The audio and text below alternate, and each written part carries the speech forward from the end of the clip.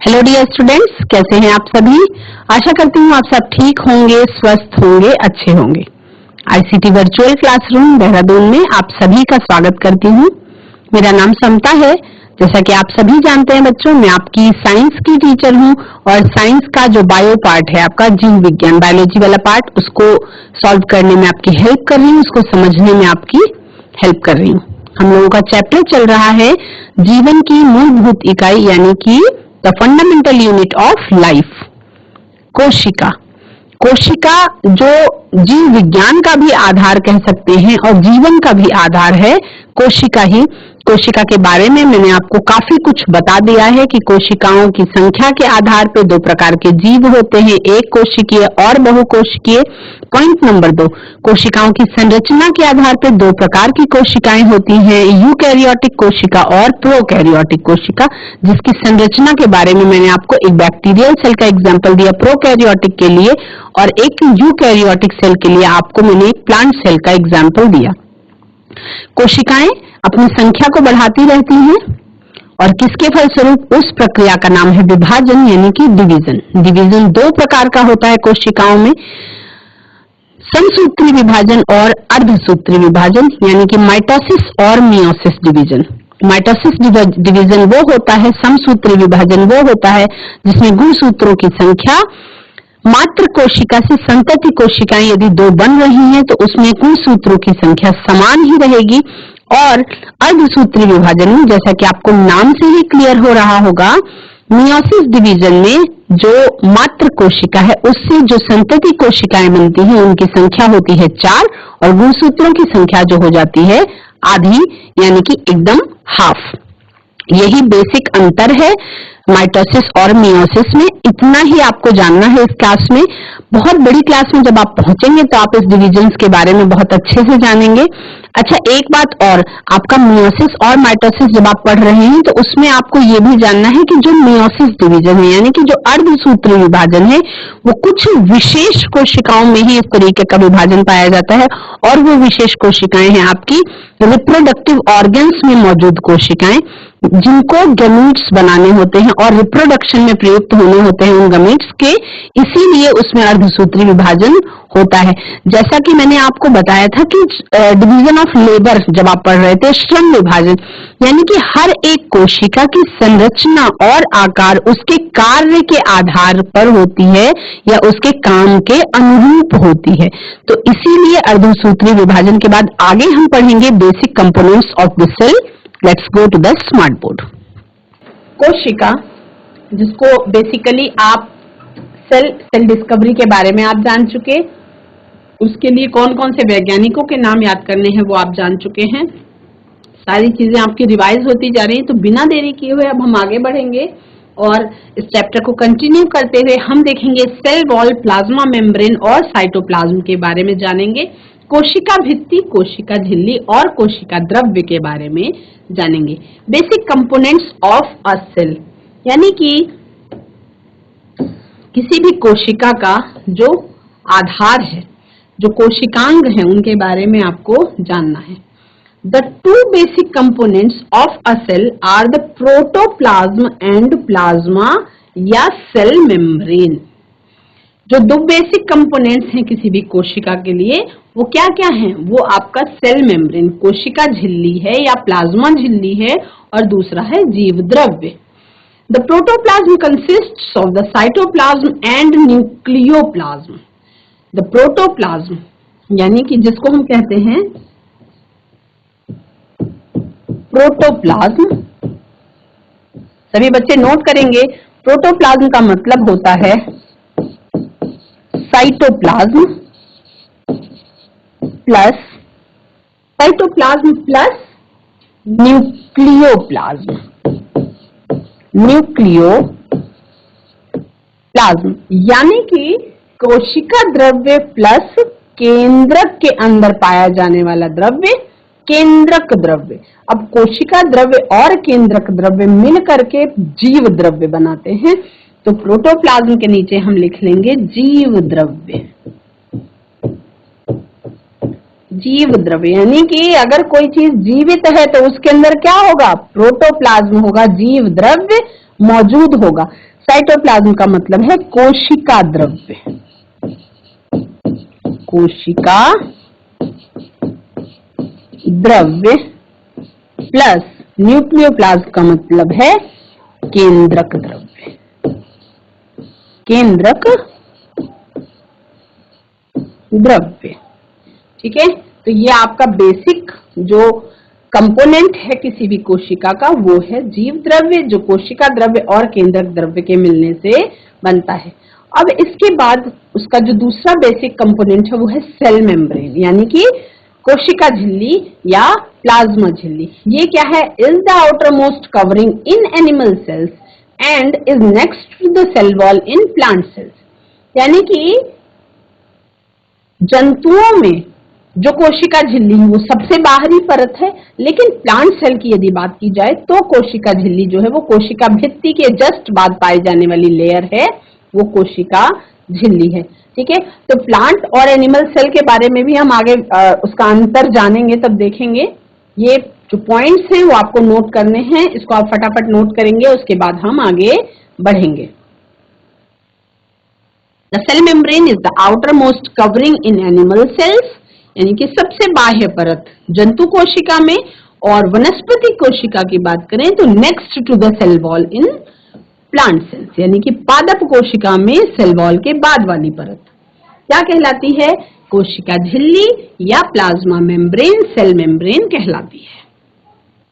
The term protoplasm, जीव द्रव्य, जो जीव द्रव्य है, जीव द्रव्य refers to the living contents of a cell, यानी कि किसी भी कोशिका का जो सजीव वाला पार्ट है, जो लिविंग पार्ट है, वो जीव द्रव्य है। The nucleus in cytoplasm enclosed bye a membrane, nucleus और कोशिका द्रव्य यानी कि केंद्रक द्रव्य और कोशिका द्रव्य दोनों एक झिल्ली के द्वारा घिरे हुए होते हैं, और जो साइटोप्लाज्म होता है वो जेली लाइक मैट्रिक्स होता है, यानी कि उस चीज को जो कोशिका द्रव्य जिस पदार्थ की बनी हुई होती है उसको हम मैट्रिक्स कहते हैं। क्या कहते हैं?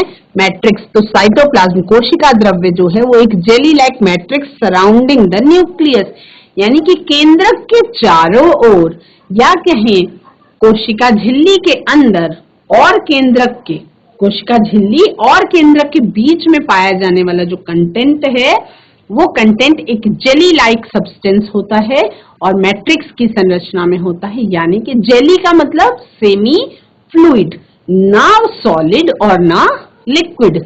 जेली लाइक का मतलब क्या हो गया? सेमी फ्लूइड, जिसको आप कह सकते हैं अर्ध तरल पदार्थ, अर्ध तरल पदार्थ, जैसे कि स्लाइम। उसके बाद हम जानेंगे प्लाज्मा मेम्ब्रेन के बारे में। सभी बच्चे नोट करते चलेंगे, आगे बढ़ते चलेंगे और पॉइंट्स को नोट करते चलेंगे। प्लाज्मा मेम्ब्रेन क्या होती है? इन एनिमल सेल्स, यानी कि जंतु कोशिका में, which lack the cell wall, जिसमें कोशिका भित्ति नहीं पाई जाती है, the cell membrane is the outer most covering, यानी कि इसमें जो कोशिका झिल्ली है वो सबसे बाह्य परत है। जंतु कोशिका में, जंतु कोशिका में कोशिका झिल्ली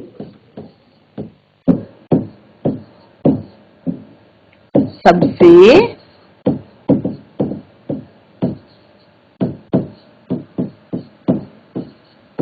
बाह्य परत है। It acts as a barrier between the internal cell machinery and the harsh external environment.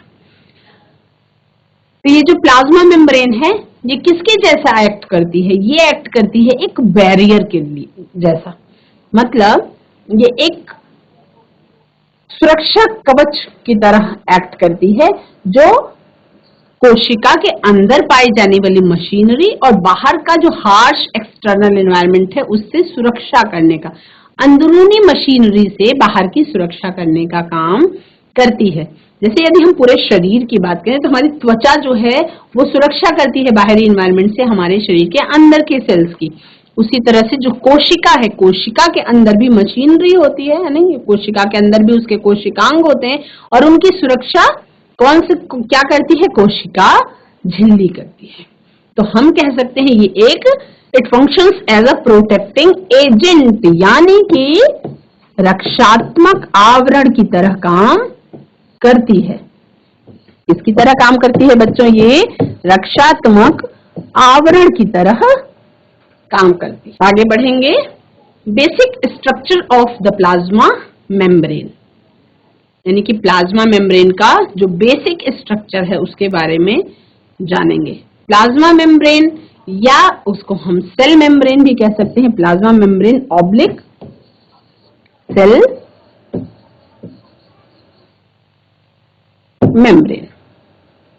Plasma membrane या सेल मेम्ब्रेन क्या होता है? Conceived by Singer and Nicolson in 1972, the fluid mosaic model is used for describing the structure of the plasma membrane। यानी कि singer और Nicolson नाम के वैज्ञानिकों ने 1972 ईस्वी में फ्लूइड मोज़ेक मॉडल दिया था। किसको? प्लाज्मा मेम्ब्रेन के स्ट्रक्चर को डिस्क्राइब करने के लिए। According to this model the major components of the plasma membrane are lipids and proteins. यानी कि इस लाइन से क्या समझेंगे कि जो प्लाज्मा मेम्ब्रेन होती है वो लिपिड्स की और प्रोटीन्स की बनी हुई होती है। A small amount of carbohydrates can also be found in it। यानी कि जो प्लाज्मा मेम्ब्रेन होती है वो लिपिड्स की और प्रोटीन्स की बनी हुई होती है और कुछ मात्रा में कार्बोहाइड्रेट्स भी उसमें पाया जाता है। The plasma membrane is fixed, flexible in nature and allows the entry and exit of the selective molecules। Plasma membrane जो है वो फ्लेक्सिबल होती है, अपने स्वभाव में फ्लेक्सिबल होती है और कुछ सेलेक्टेड पदार्थों को अपने अंदर आने की और बाहर जाने की परमिशन देती है। यानी कि चयनात्मक पारगम्य झिल्ली होती है, सिलेक्टिवली परमिएबल मेम्ब्रेन होती है। कैसी होती है? सेलेक्टिवली परमिएबल मेम्ब्रेन होती है। परमिएबल मेम्ब्रेन होती है। कौन? प्लाज्मा मेम्ब्रेन या सेल मेम्ब्रेन। तो इसको हम कैसे समझेंगे? उसको समझने के लिए आपको एक प्लास्टिक बैग का एग्जाम्पल ले सकते हैं विद पोर्स, जिसमें क्या है? जो पोरस हैं, जो जिसमें पोर्स हैं या हवा अंदर बाहर जा सकती है।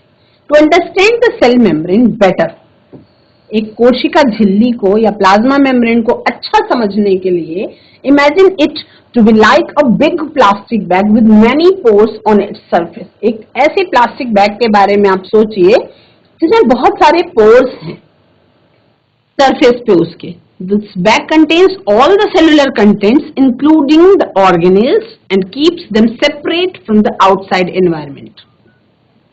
वो बैग जिसमें सभी कोशिकांग प्रेजेंट है उसके अंदर और वो बाहर के एनवायरनमेंट से उसको अलग कर रहा है। कौन?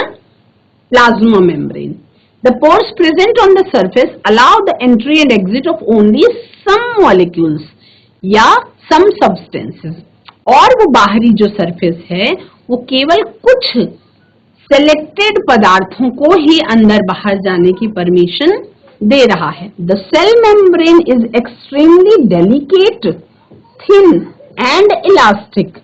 तो सेल मेम्ब्रेन जो कोशिका झिल्ली होती है वो कैसी होती है? एक्सट्रीमली यानी बहुत ज्यादा, डेलिकेट नाजुक, थिन मतलब पतली और इलास्टिक मतलब जिसका जो अगर पुश किया जाए तो आकार बदल जाएगा। It is the living membrane of the cell. ये कोशिका की जीवित झिल्ली है, यानी कि उसमें भी जीवन का अंश है, वो मृत नहीं है। मतलब वो जो पार्ट जिससे कोशिका झिल्ली बनी हुई है वो भी मृत नहीं है, जीवित है। It surrounds the cytoplasm and regulates the movement of substances into and out of the cell. ये क्या करती है? ये कोशिका द्रव्य को घेरे रहती है और किसी भी सब्सटेंस के इन और आउट होने में उसके मूवमेंट को रेगुलेट करती है, यानी उसको नियंत्रित करती है, पदार्थों के आदान प्रदान को नियंत्रित करती है। क्या क्या करती है? पदार्थों के आदान प्रदान का नियंत्रण कह सकते हैं। कोशिका द्रव्य का, कोशिका द्रव्य की रक्षा और चयनित पदार्थों के आदान प्रदान का नियंत्रण, पदार्थों के इन और आउट होने का आदान प्रदान का नियंत्रण। ये काम किसका है? ये है प्लाज्मा मेम्ब्रेन का काम। This means that the cell membrane allows only certain substances to enter and exit, यानी कि कुछ सेलेक्टेड पदार्थों को ही अंदर और बाहर जाने की परमिशन देती है, या कह सकते हैं कोशिका के दरवाजे की तरह होती है, जिसको चाहती है उसको एंट्री देती है, यानी कि जो उसके लिए फ्रेंड मटेरियल है, जो उसका दोस्त है, उसको अंदर आने देगी, और जो नुकसानदायी है उसके लिए उसको वो अंदर आने की परमिशन ही नहीं देगी, बाहर से ही रिजेक्ट हो जाएगा। क्योंकि सोचिए, यदि सब कुछ अंदर बाहर आने जाने लगता तो हर कोशिका क्या हो जाती? डेड हो जाती, क्योंकि इन्फेक्ट हो जाती। तो इसलिए कुछ सेलेक्टिवली चीजों को ही अंदर बाहर जाने देती है। इसीलिए हम इसे क्या कहते हैं? It is known as a selectively permeable membrane. क्या कहते हैं? वर्णात्मक पारगम्य झिल्ली। इसको क्या कहते हैं हम? प्लाज्मा मेम्ब्रेन क्या होती है? वर्णात्मक पारगम्य झिल्ली होती है।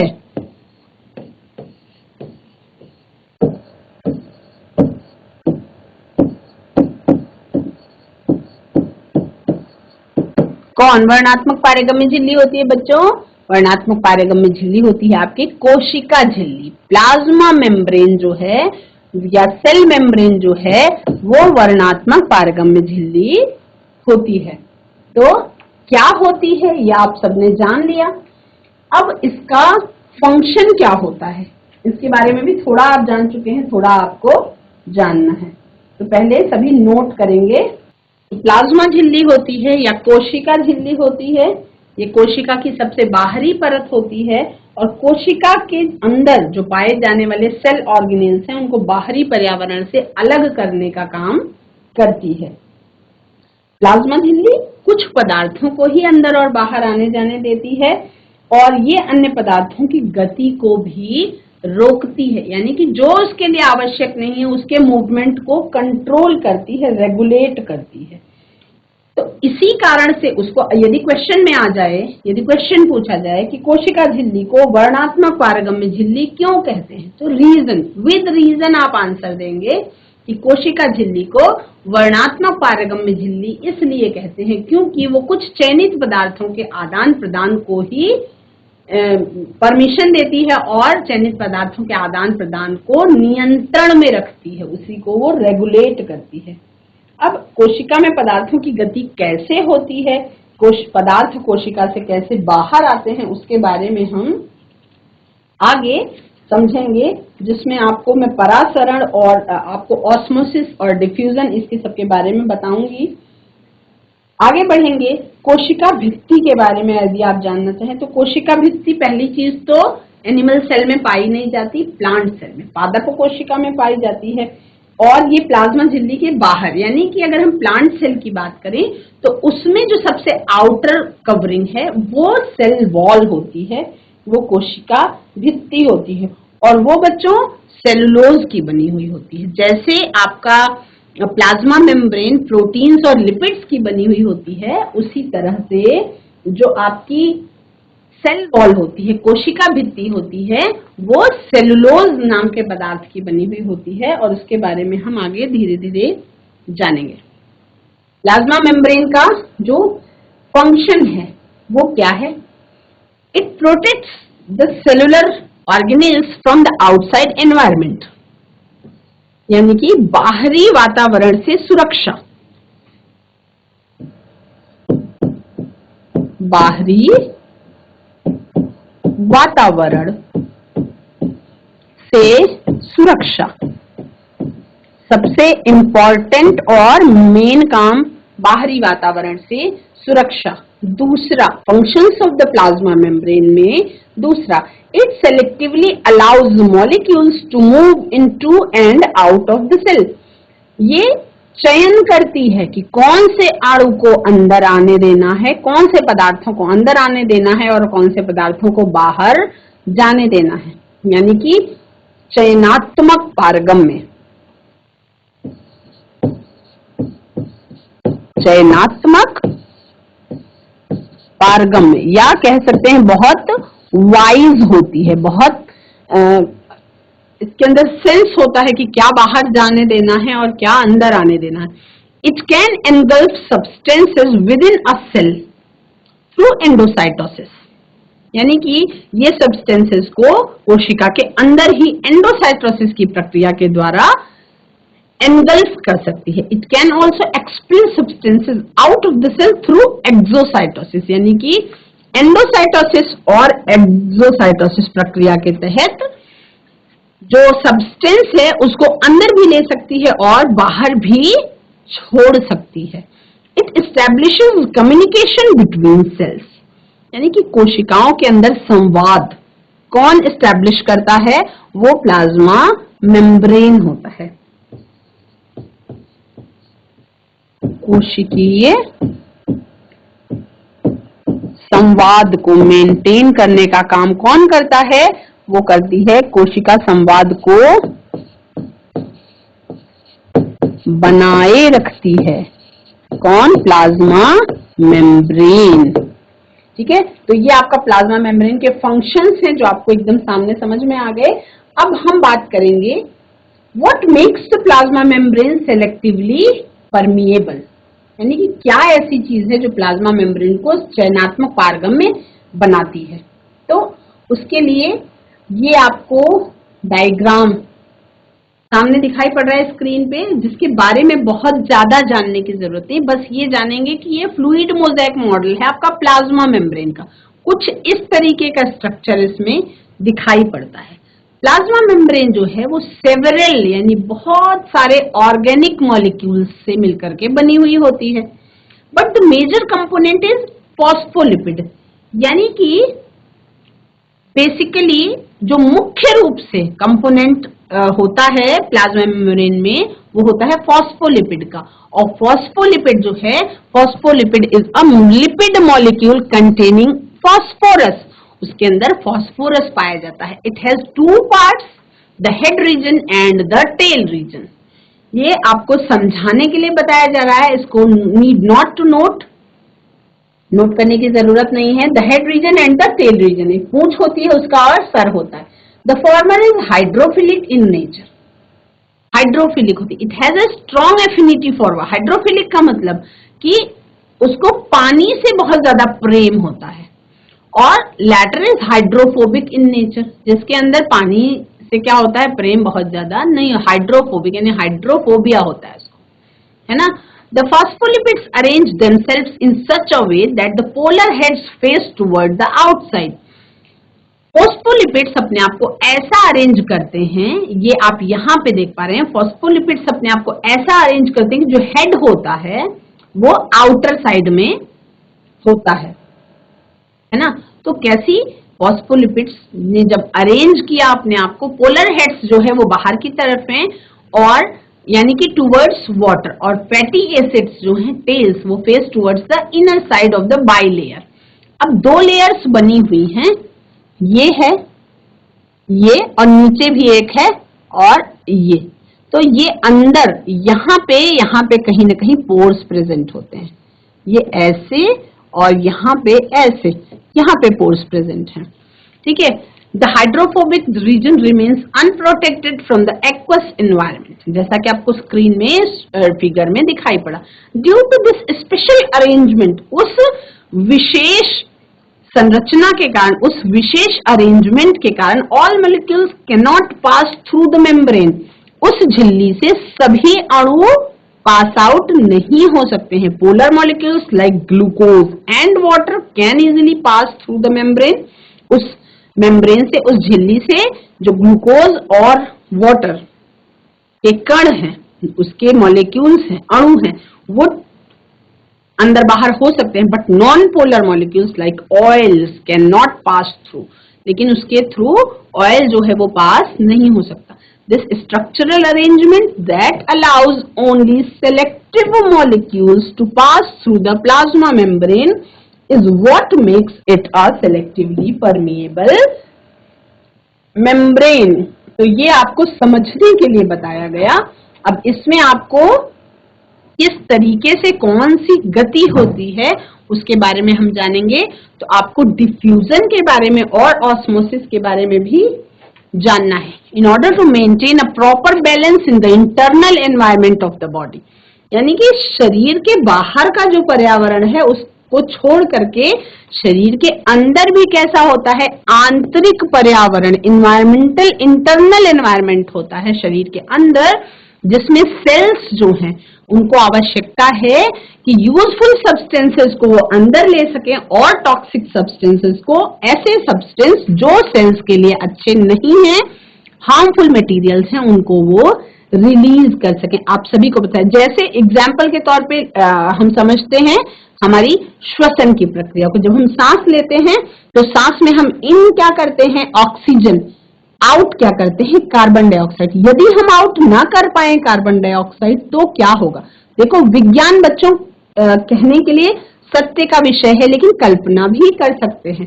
सोचें, यदि हम ऑक्सीजन सांस ले रहे हैं पर कार्बन डाइऑक्साइड रिलीज नहीं कर पा रहे तो क्या होगा, कार्बन डाइऑक्साइड का कंटेंट हमारी बॉडी में नो डाउट की बढ़ जाएगा, और बढ़ जाने के बाद अगर टॉक्सिक मटेरियल शरीर में बढ़ गया तो क्या होगा, सांस लेने में तकलीफ, आपका कार्बन डाइऑक्साइड नहीं रिलीज कर पा रहे आप, तो क्या होगा, इंटरनल इन्वायरमेंट जो आपके शरीर के अंदर का है वो टॉक्सिक हो जाएगा। तो सेल्स यानी कि कोशिकाओं को जरूरत होती है कि वो यूजफुल सब्सटेंसेस को अंदर लेती रहे और हार्मफुल मटेरियल्स को क्या करती रहे, एग्जिट आउट करती रहे या रिलीज करती रहे। तो कोशिकाओं की जो जरूरत है कि वो यूजफुल मटेरियल्स को अंदर लेती रहें और टॉक्सिक मटेरियल्स को रिलीज करती रहें, उसके लिए उनको क्या जरूरत होती है, कुछ प्रक्रिया होती है कोशिकाओं में जिसके थ्रू ये प्रोसेसेस हो पाती हैं। कैसे, food, waste matter and water, कैसे आपका भोजन, आपका जो एक्सक्रीटरी मटेरियल है, वेस्ट मैटर जो आपके शरीर को यूज में नहीं आने वाला है, और पानी, ये कैसे एक सेल के थ्रू शरीर में ट्रांसपोर्ट होता है, कैसे पूरे शरीर में पहुंचता है। उस ट्रांसपोर्टेशन में दो प्रक्रियाएं, such transportation occurs mainly because of two processes, वो दो प्रक्रियाएं हैं डिफ्यूजन और ऑस्मोसिस, जिसे हम कहते हैं विसरण और परासरण। क्या कहते हैं, विसरण और परासरण। तो आपको इन दोनों प्रक्रियाओं के बारे में अच्छे से समझना है, जिसके लिए हम कुछ एक्टिविटी करेंगे और उस एक्टिविटी के थ्रू पहले कॉन्सेप्ट को समझेंगे, अच्छी तरह से पॉइंट्स को नोट करते चलेंगे और कंफ्यूज नहीं होंगे। बच्चों, आज की क्लास में आप सभी ने कोशिका में बेसिक कंपोनेंट्स ऑफ सेल के बारे में जाना, जिसमें आपने सेल वॉल, प्लाज्मा मेम्ब्रेन या जिसे हम सेल मेम्ब्रेन भी कहते हैं उसके बारे में, और साइटोप्लाज्म के बारे में जाना। सेल मेम्ब्रेन का जो स्ट्रक्चर होता है उसके बारे में जाना कि क्यों वो सेलेक्टिवली परमेएबल होती है, उसका क्या कारण है। ये शुरुआत में ही आपको बताया गया था चैप्टर के कि हर कोशिका की संरचना उसके कार्य के अनुरूप होती है। आज की क्लास में इतना ही। That's all for today. Have a nice day. Take care.